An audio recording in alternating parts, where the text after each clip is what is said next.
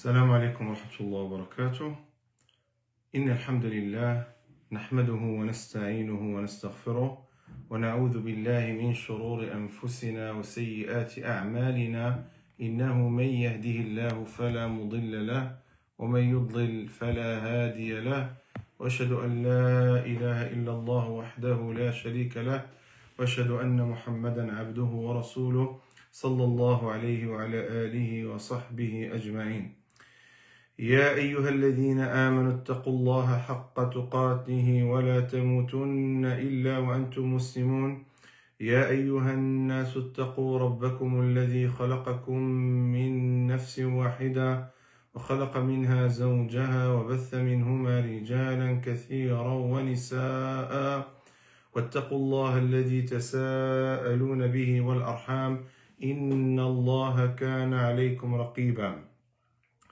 يا أيها الذين آمنوا اتقوا الله وقولوا قولا سديدا يصلح لكم أعمالكم ويغفر لكم ذنوبكم ومن يطع الله ورسوله فقد فاز فوزا عظيما.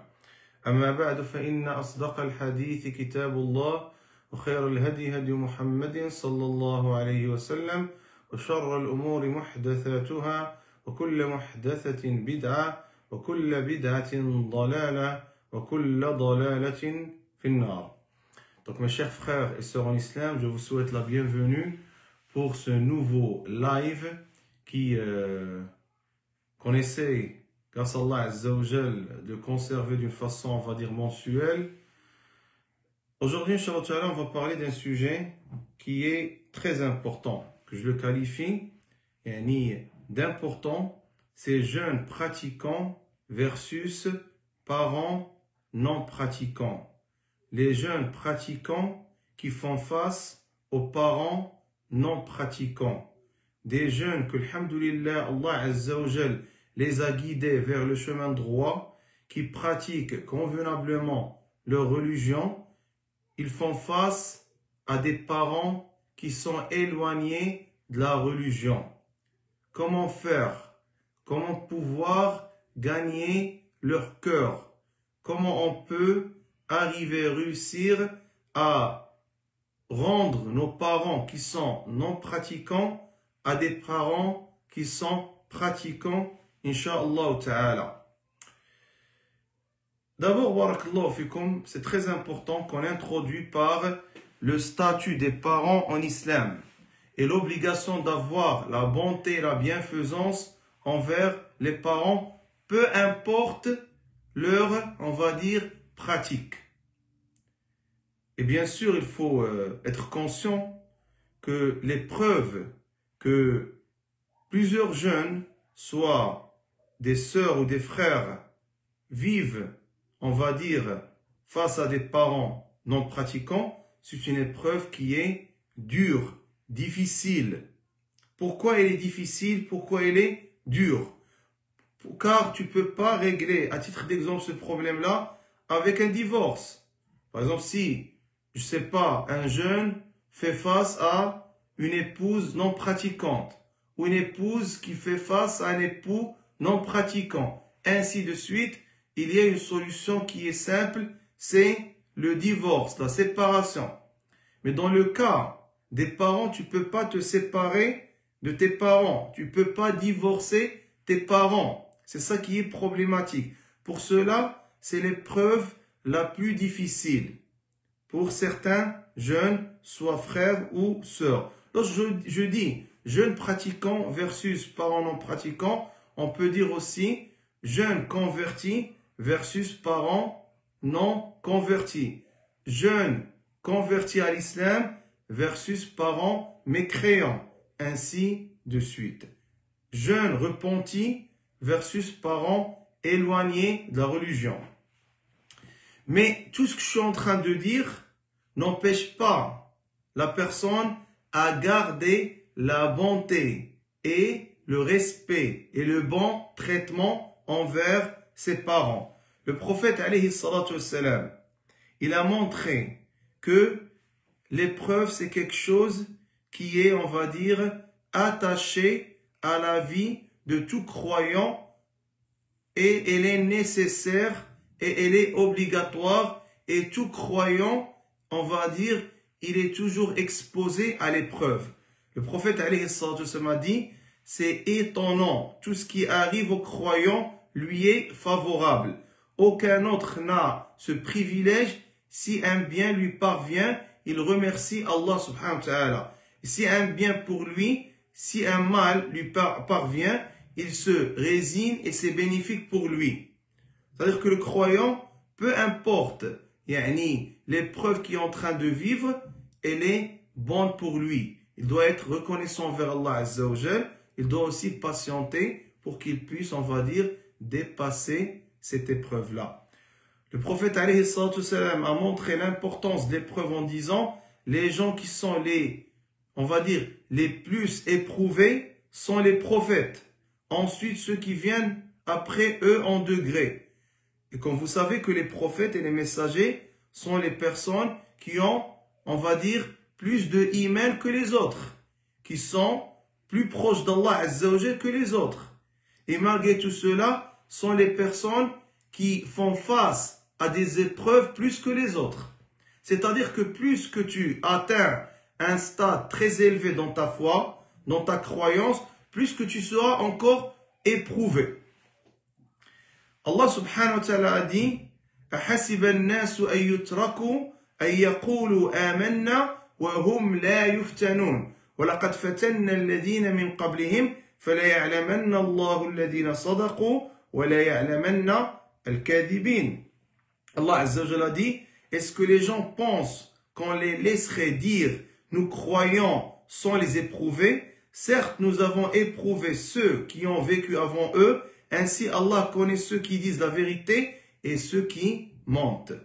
Donc première chose, c'est une épreuve. Deuxième chose, cela n'empêche pas qu'on doit garder le respect, le bon traitement, la bienfaisance, la bonté envers nos parents, peu importe leur, on va dire, pratique. قال الله عز وجل وقضى ربك ألا تعبدوا إلا إياه وبالوالدين إحسانا إما يبلغن عندك الكبر أحدهما أو كلاهما فلا تقل لهما أف ولا تنهرهما وقل لهما قولا كريما. Allah Azza wa Jalla a dit, et ton Seigneur a décrété, n'adorer que lui et marquer de la bonté envers les pères et les mères. Si l'un d'eux ou tous deux doivent atteindre la vieillesse auprès de toi, alors ne leur dis point off et ne leur brusque pas, ou on va dire, et ne les brusque pas, mais adresse à eux des paroles respectueuses et par miséricorde abaisse pour eux l'aile d'humilité et dis, ô mon Seigneur, fais-leur à tous les deux miséricorde comme ils m'ont élevé tout petit. Et Allah Azza wa Jalla dit وَإِنْ جَاهَدَاكَ عَلَىٰ أَنْ تُشْرِكَ بِمَا لَيْسَ لَكَ بِهِ عِلْمٌ فَلَا تُطِعْهُمَا وَصَاحِبْهُمَا فِي الدُّنْيا مَعْرُوفًا وَاتَّبِعْ سَبِيلَ مَنْ أَنَابَ إِلَيَّ ثُمَّ إِلَيَّ مَرْجِعُكُمْ فَأُنَبِّئُكُمْ بِمَا كُنْتُمْ تَعْمَلُونَ وَإِنْ جَاهَدَاكَ عَلَىٰ أَنْ تُشْرِكَ بِهِ مَا لَيْسَ لَكَ بِهِ عِلْمٌ. Allah Azza wa Jalla dit dans le sens du verset, nous avons commandé à l'homme la bienfaisance envers ses pères et ses mères, sa mère l'a porté, on va dire, peine sur peine, son sevrage a lieu à 2 ans, sois reconnaissant envers moi ainsi qu'envers tes parents. Vers moi est la destination.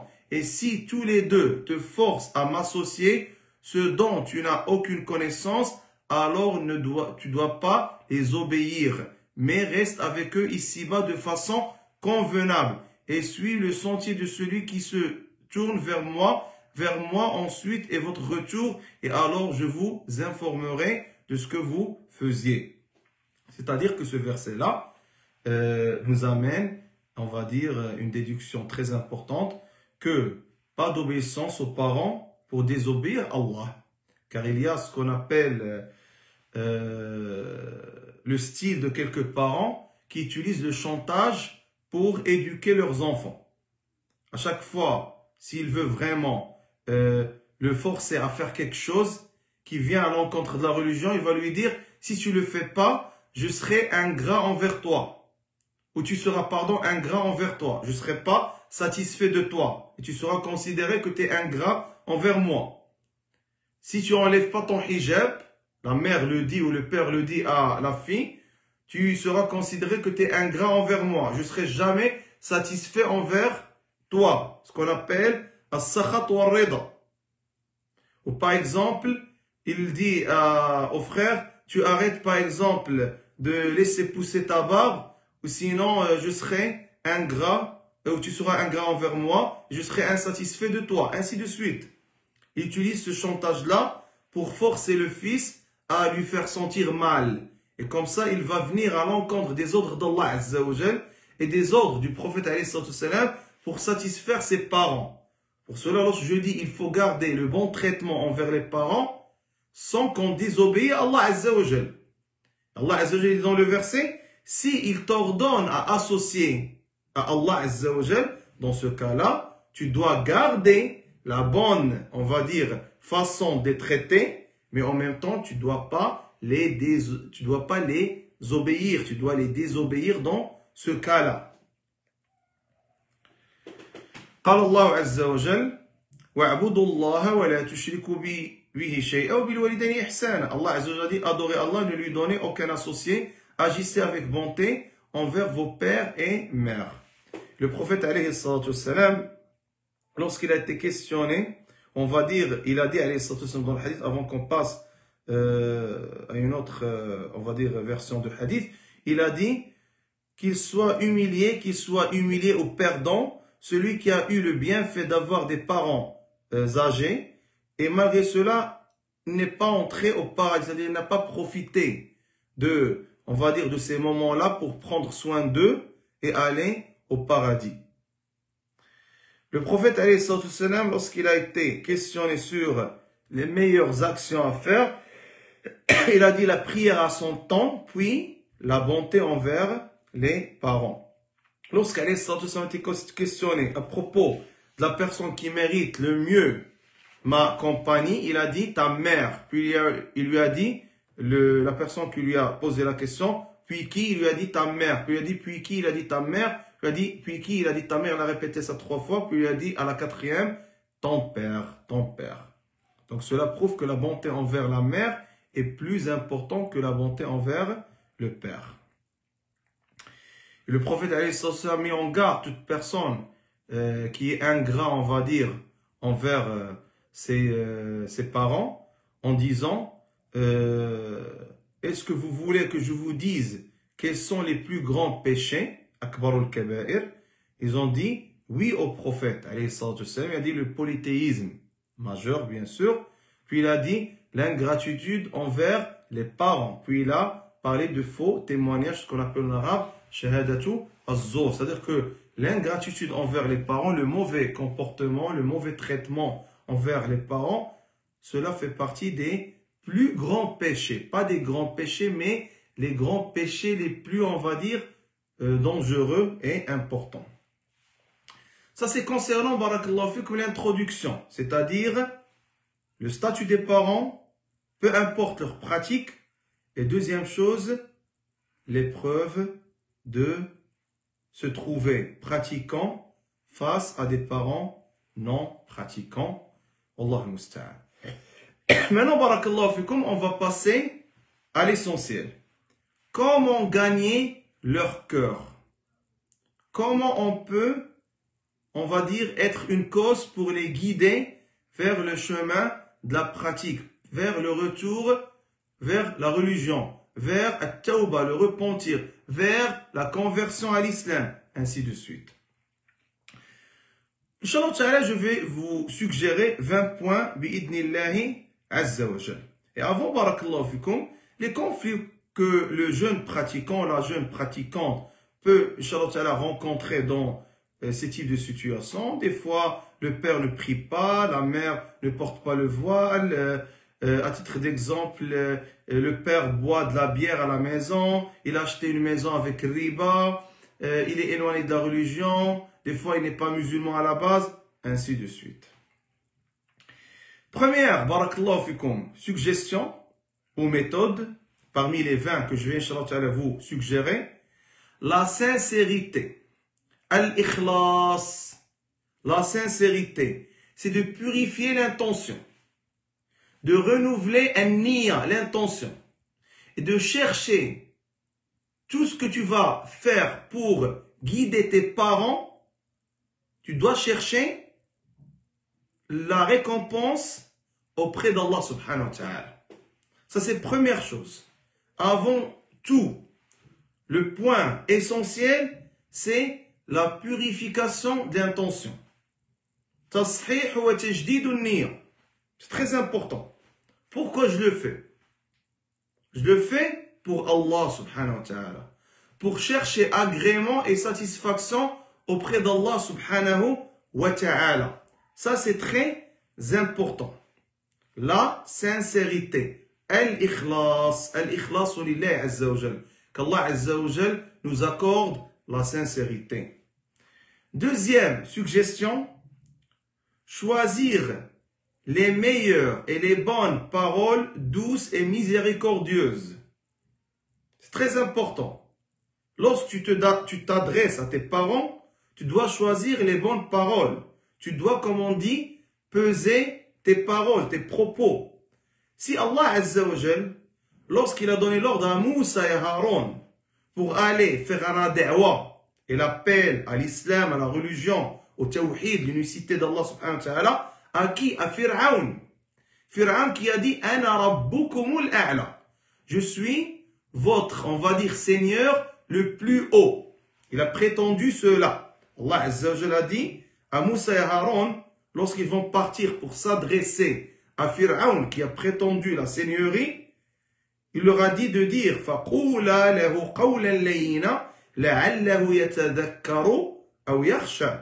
Allah Azza wa Jal a dit allez vers Fir'aun, Pharaon, il s'est vraiment rebellé, puis parlez-lui gentiment. Peut-être se rappellera-t-il ou me craindra-t-il. Et comme vous savez les frères, peu importe la situation, est-ce que nos parents sont rendus à un stade, on va dire, qui ressemble à celui de Fir'aun? Évidemment que non. C'est-à-dire que nos parents sont, alhamdoulilah, loin complètement de ce chemin-là de Fir'aun grâce à Allah Azza wa Jal. Et malgré tout cela, Allah Azza wa Jal a donné l'ordre à Moussa et à Haroun de lui parler convenablement avec les meilleures paroles. Pourquoi? Pour peut-être il soit guidé vers le chemin droit. La même chose pour Ibrahim. Ibrahim, alayhi salatu wassalam, lorsqu'il s'est adressé, comme c'est détaillé dans Surat Maryam, lorsqu'il s'est adressé à son père Azar, et son père Azar, c'était vraiment, c'était pas juste un associateur ou un mouchrik, un kafir, mais c'était celui qui construit pour son peuple les idoles. C'est lui qui construit les idoles, les statues qui sont adorées en dehors d'Allah Azza wa Jal pour son peuple. Et malgré tout cela, Ibrahim, lorsqu'il est parti pour lui adresser la parole et lui faire la da'wa, l'appel à l'unicité et à l'abandon du shirk, qu'est-ce qu'il lui a dit? Ya abati, lima ta'bud, ya abati, inni qad ja'ani min al-ilm, ya abati, oh mon père, il n'a pas dit oh espèce de mécréant, oh ennemi d'Allah, malgré qu'il est en vérité un ennemi d'Allah. En vérité, il est un mécréant. En vérité, c'est un associateur. En vérité, il adore le shaitan. En vérité, il adore al-asnam, les idoles. Mais il ne lui a pas dit ô adorateur d'idoles, ô adorateur de shaitan, ô espèce de mécréant, ô mécréant, ô ennemi d'Allah, ô égaré, ô associateur d'Allah, ainsi de suite. Il a choisi la meilleure, on va dire, parole. Oh mon Père. Ça, c'est une parole qui porte la miséricorde. Qui porte, on va dire, la douceur. Donc, ce que je voulais dire, que lorsque la personne s'adresse à ses parents pour arriver à les convaincre à délaisser ce chemin-là qui est loin de la pratique, il faut choisir les paroles douces. Il faut, on va dire, s'éloigner de l'orgueil, d'arrogance, ainsi de suite, qu'on peut la constater auprès de quelques jeunes. Lorsqu'il parle à son père, lorsqu'il parle à sa mère, il croit qu'il est en train de parler à son ami à l'école, ou à son collègue au travail, ou je ne sais pas à qui exactement. Et la personne, comme je vais montrer dans d'autres suggestions, la personne doit sacrifier le tout et faire le nécessaire et employer toute parole possible et impossible pour guider ses parents et pour sauver ses parents de l'enfer. Car si ton père ne prie pas, ça c'est dangereux. S'il meurt en délaissant la prière, selon l'avis le plus juste, il meurt mécréant, billah. Il sera jeté éternellement dans l'enfer. Qu'Allah Azza wa Jalla nous préserve de l'enfer. Troisième suggestion parmi les 20, faire une bonne entrée. Lorsque tu veux aborder avec lui le sujet, choisis une bonne entrée. On va dire une bonne introduction. Tu ne vas pas lui dire « Et toi, je veux te parler. Est-ce qu'on peut parler ?» Non. Choisis le bon moment. Choisis, on va dire, la bonne introduction. Gagne son cœur au début, puis après, lorsque tu vas arriver à faire cette, on va dire, cette belle entrée, tu vas réussir à avancer avec lui dans la discussion.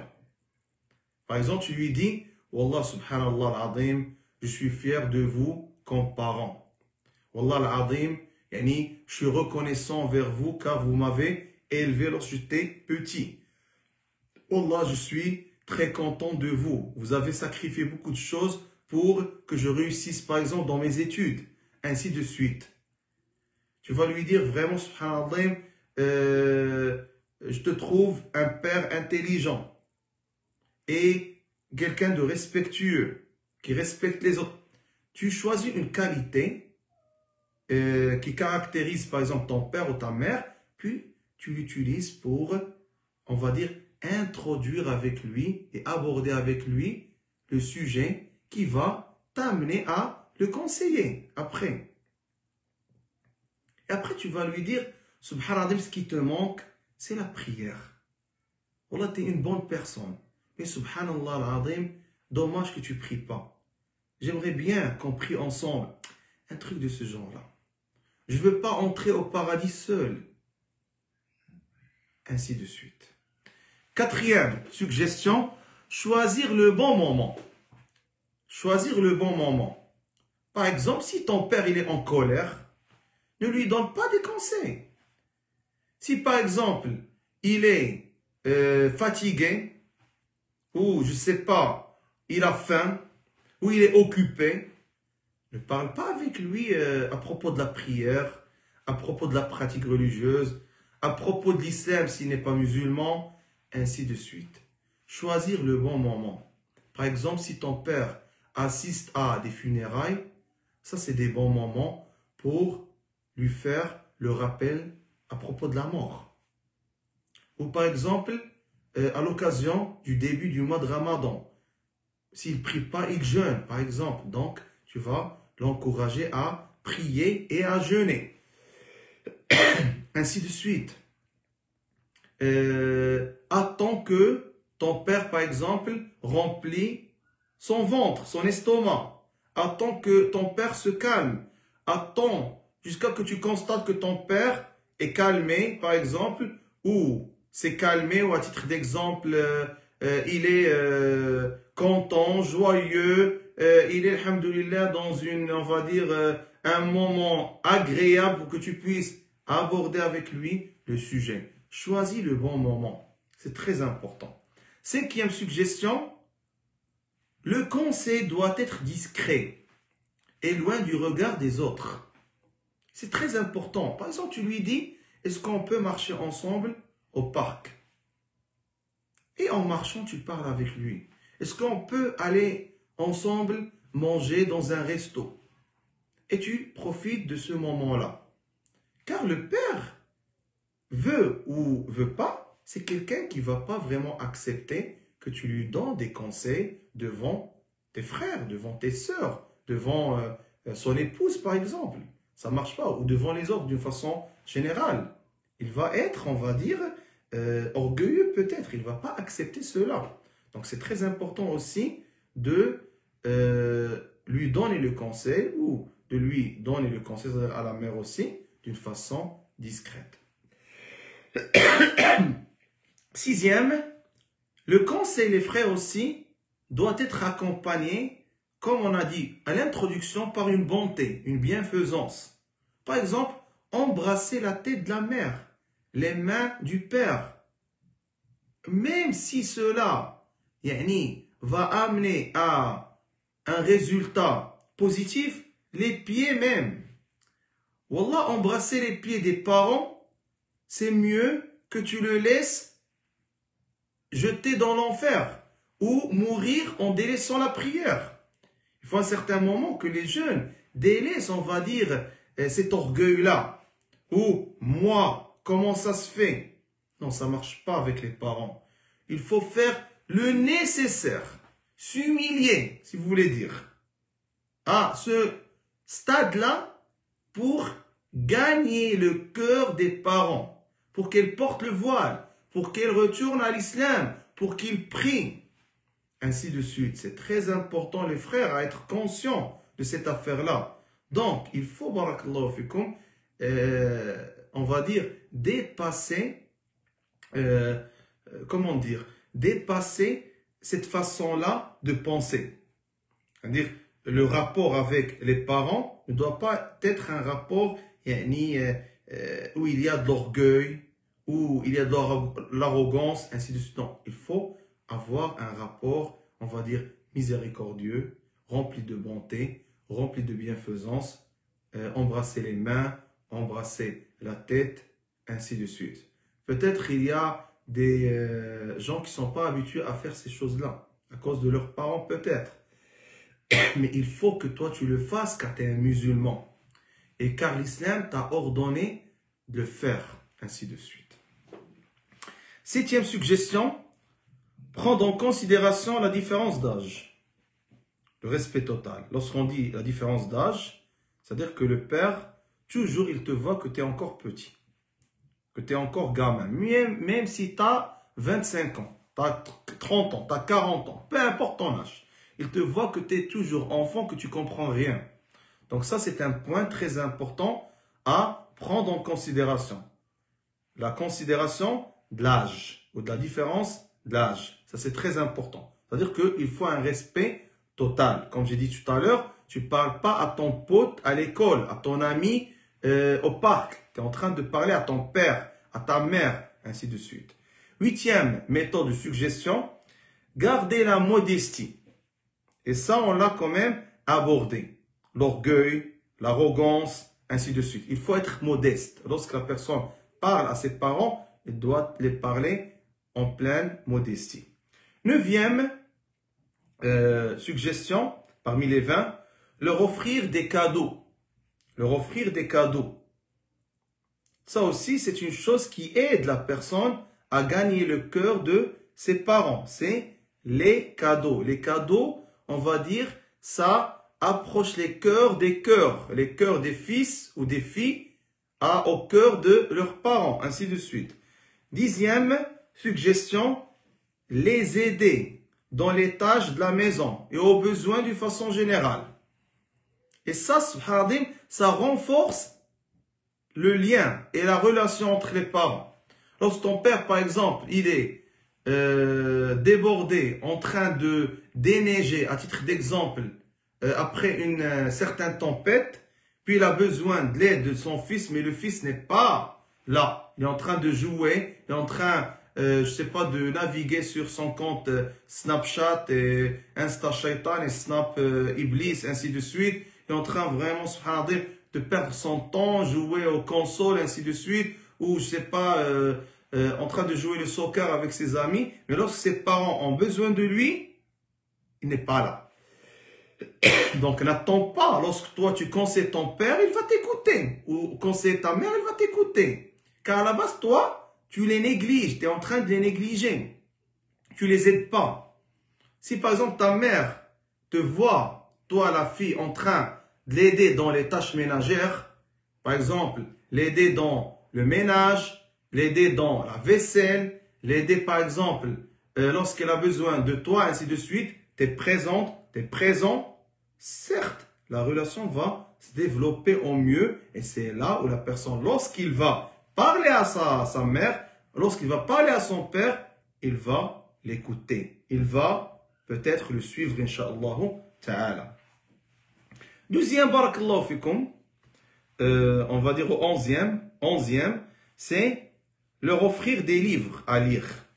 Ou aussi proposer des rappels à voir. Et ça sera mieux de les voir avec eux. Des fois, tu vas lui envoyer un lien à propos d'un dars à titre d'exemple sur YouTube. Ou je sais pas, sur n'importe quel site web. C'est pas garanti qu'il va l'écouter. Mais si tu vas lui dire, viens, on va l'écouter ensemble. Et vous allez vous asseoir pour l'écouter. Dans ce cas-là, Yani, tu vas être sûr qu'il a écouté, que le message est passé. Par exemple, ainsi de suite. Donc ça aussi, c'est un point à prendre en considération. Leur offrir des livres, c'est pas garanti qu'ils vont les lire. Leur offrir des, on va dire, ou leur suggérer des sites à écouter ou des audios ou des vidéos à regarder, c'est pas garanti. Ça sera mieux de les écouter ensemble ou d'aller avec lui pour les écouter. Deuxième suggestion, les inciter à t'accompagner à la mosquée et pour d'autres événements. Il faut profiter de ça.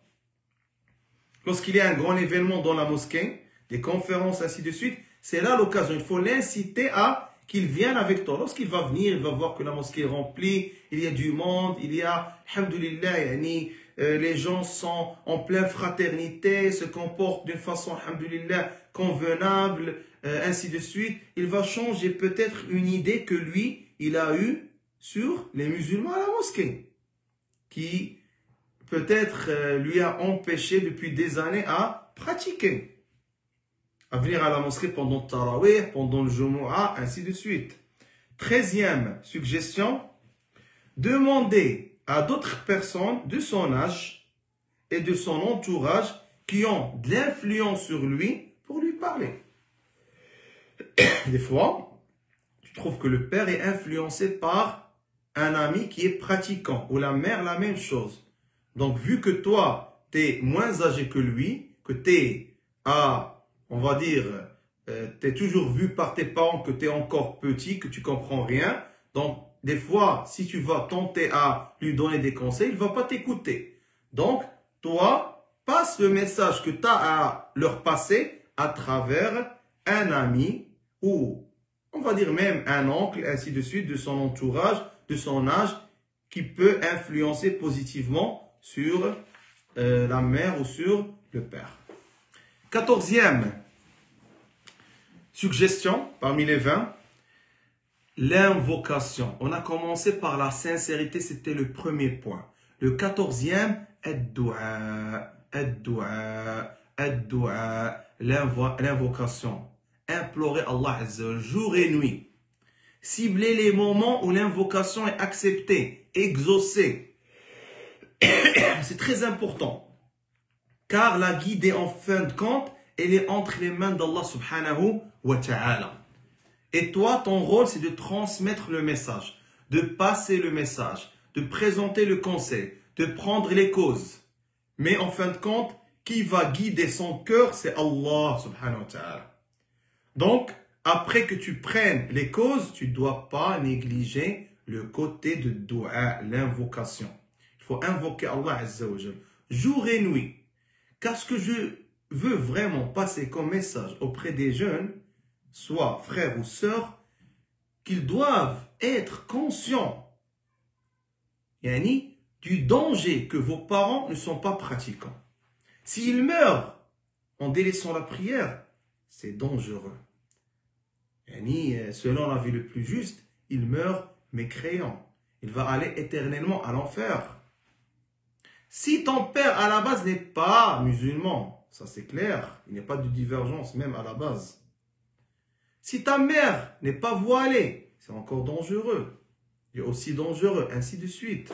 Donc les jeunes doivent être conscients de ça, qu'ils doivent sacrifier le tout, faire le tout. Je ne crois pas qu'il y a un fils ou une fille qui souhaite que son père meure en mécréance, qui va aller à l'enfer.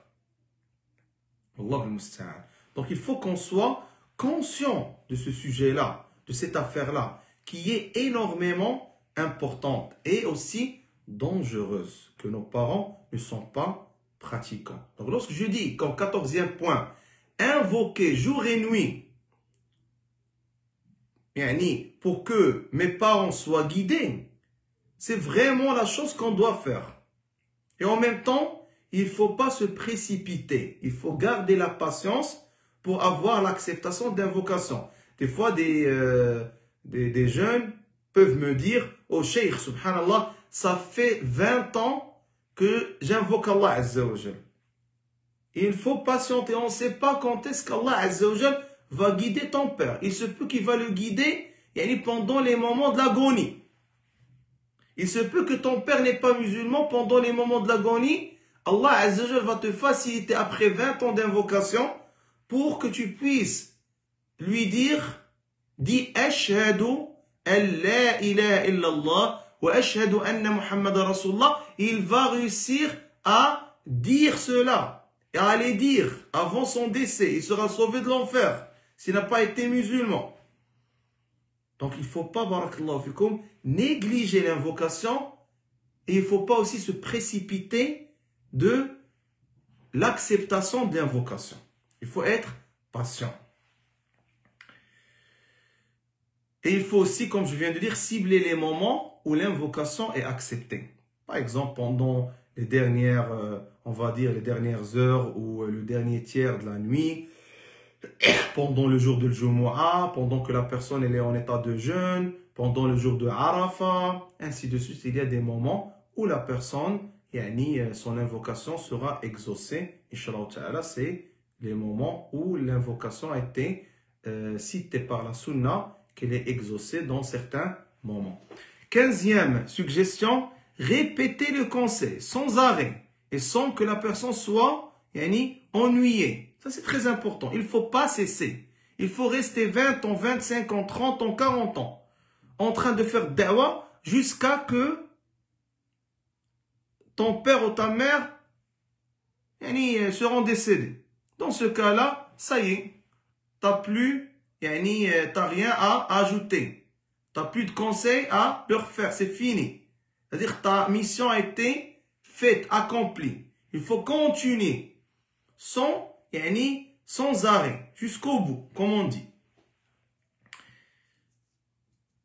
16e, barakallahu fikum, suggestion, faire le conseil en prenant en considération la personnalité de tes parents et leur degré de foi et leur niveau de compréhension et leur éducation et le milieu et l'environnement où ils ont grandi, surtout dans nos pays d'origine où ils sont vraiment très attachés aux traditions. Donc ça, c'est très important comme point à retenir. Malgré que tous les points sont importants, évidemment. Mais ce point-là est très important. Il faut vraiment que la personne soit sage, intelligente.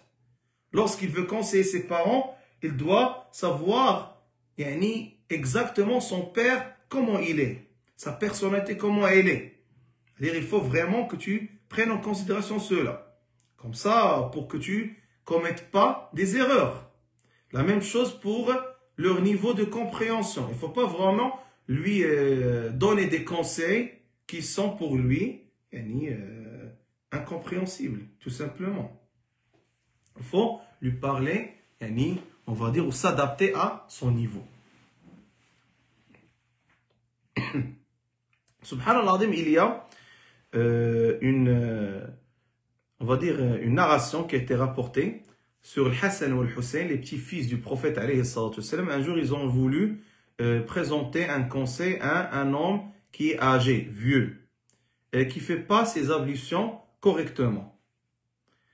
Qu'est-ce qu'ils ont fait?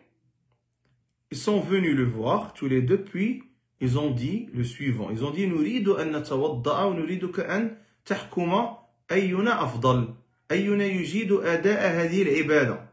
Ils ont dit, Regardez, subhanallah, l'intelligence, la façon, subhanallah al-azim. Ils ont dit, on veut faire nos ablutions devant toi, et on veut que tu juges lequel entre nous les deux, yani, fait les ablutions, yani, mieux, ou il fait les ablutions correctement. Et là, tu vas nous juger qui est entre nous les deux, yani, il perfectionne, yani, cette adoration d'ablution. Subhanallah al-azim, ce qui est arrivé que le Hassan, il a fait ses ablutions correctement, de façon parfaite. La même chose pour Al-Hussein. Puis, qu'est-ce que l'homme a dit? Yani, cette personne-là qui est vieille, âgée, il a dit qu'il est comme yuhsinu al-wudu. Vous les deux, vous faites les ablutions d'une façon, on va dire, parfaite. Vous perfectionnez vos ablutions. C'est moi qui fais pas les ablutions correctement. Et il leur a remercié pour leur façon, et leur bon comportement, et aussi leur bon traitement envers lui. Mais subhanallah, regarde, ils n'ont pas dit, ah, toi tu fais pas bien les ablutions. Ah, vraiment, tu fais tes ablutions incorrectement. Ça marche pas, tes ablutions sont invalides, alors ta prière est invalide. Ah, alors tu dois refaire tes ablutions, alors tu dois refaire... Ils sont pas... ils n'ont pas entré avec lui dans ces détails-là, dans cette façon-là, que il sera inacceptable pour un vieux, devant des gens qui sont en train de lui faire, on va dire, la morale ou lui conseiller. Et lui, il est plus âgé que ces deux jeunes qui ont été Al-Hassan ou Al-Hussein, qu'Allah Azza wa Jalla soit satisfait des deux. C'est-à-dire que si ta mère ne porte pas le voile, tu ne vas pas lui dire « Regarde, si tu ne vas pas porter le voile, tu vas aller à l'enfer. » Ça, ce n'est pas la façon idéale pour parler à ta mère à titre d'exemple. 17e suggestion, essayer d'être présent souvent à la mosquée, à la maison, pardon, avec tes parents, pardon.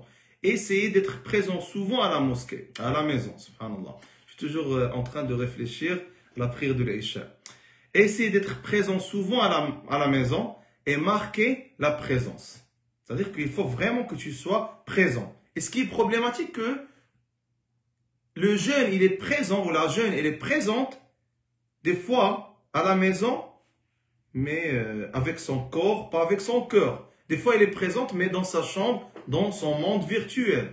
Ça aussi, c'est un nouveau problème, si vous voulez dire. Donc, il y a des fois, lorsqu'on dit marquer la présence, être présent souvent à la maison, c'est que la personne, elle est tout le temps à l'extérieur. Maintenant, tu peux trouver des personnes qui sont souvent à la maison, mais ils sont isolés dans leur monde virtuel. Wallahu al-musta'an. 18e conseil à donner au point, aux suggestions parmi les 20, l'endurance. L'endurance, puis l'endurance.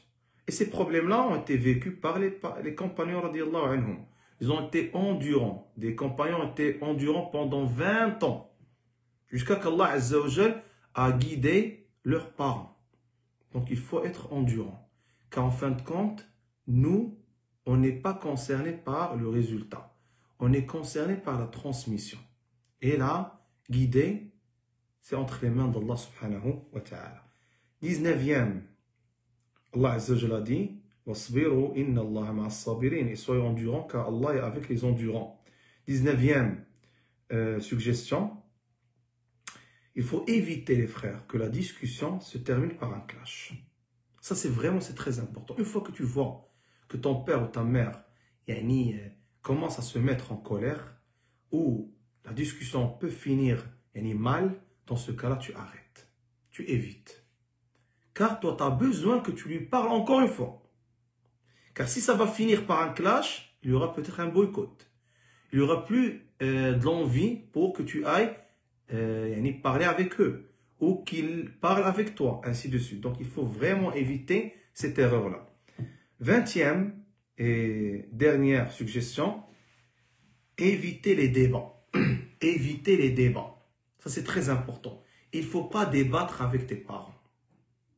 Et moi, je dis, avec le bon comportement, c'est-à-dire avec l'acte, ça peut donner un résultat mieux que la parole. Et l'action, c'est des fois, lorsqu'il te voit que tu es conforme à ce que tu es en train de dire et que tu le respectes sans même que tu parles avec lui, des fois, subhanallah, ça donne des résultats mieux que trop parler. Il faut éviter de trop débattre et ainsi de suite. Il faut vraiment adapter un bon comportement et parler avec eux, avec les meilleures paroles douces, miséricordieuses, on va dire respectueuses, ainsi de suite. Car le débat n'amène à rien d'une façon générale. Wallah al-musta'an. Et j'implore Allah Azza wa Jalla à la fin de ce live-là qu'il nous guide d'abord nous en priorité, puis qu'il guide, Inch'Allah Ta'ala, tous les parents, soit pratiquants ou non pratiquants, qu'il, Inch'Allah Ta'ala, préserve nos parents et vos parents. Certes, Allah Azza wa Jalla omnipotent, omniscient. Jazakumullahu khairan wa baraka fikum. Subhanak Allahumma wa bihamdik. Nashhadu an la ilaha illa ant. نستغفرك ونتوب إليك والحمد لله رب العالمين وصلى الله وسلم وبارك على نبينا محمد وعلى آله وصحبه أجمعين.